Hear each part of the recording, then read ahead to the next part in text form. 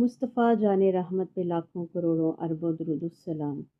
اللہ تعالیٰ بسم اللہ الرحمن الرحیم۔ السلام علیکم ورحمۃ اللہ وبرکاتہ۔ اللہ تعالیٰ ہمارے دلوں کو ایمان کی روشنی، زبان کو ذکر اور مٹھاس اور عمل کو قبولیت عطا فرمائے، آمین۔ آئیے آج ضیاء القرآن میں سورہ بقرہ آیت نمبر 158 کو وقار، محبت اور خشوع کے ساتھ سمجھتے ہیں۔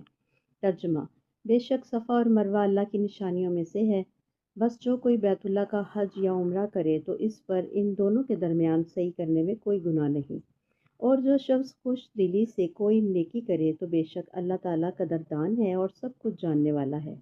تفسیر: یہ آیت ہمیں بتاتی ہے کہ اللہ کی مقدر کی ہوئی عبادات محض رسم نہیں بلکہ ایمان کی علامت ہے۔ صفا و مروہ کی سعی حضرت ہاجرہ کی توکل بھری جدوجہد کی یاد ہے، جہاں کوشش، صبر اور اللہ پر یقین جمع ہو گئے ہیں۔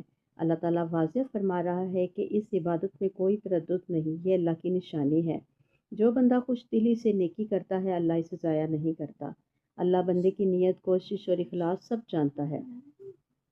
آج ہم نے ضیاء القرآن سے سیکھا کہ عبادت میں دل کی آمادگی اور خوشی پیدا کریں۔ اللہ کی نشانیوں کی تعظیم ایمان کی پہچان ہے۔ چھوٹی سے چھوٹی نیکی بھی اخلاص سے ہو تو بڑی بن جاتی ہے۔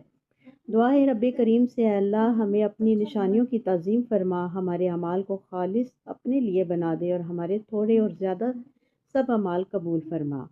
حدیث مبارکہ: رسول اکرم صلی اللہ علیہ وسلم نے فرمایا، اللہ تعالیٰ بندے کی عمل کو اس کی نیت کے مطابق قبول فرماتا ہے۔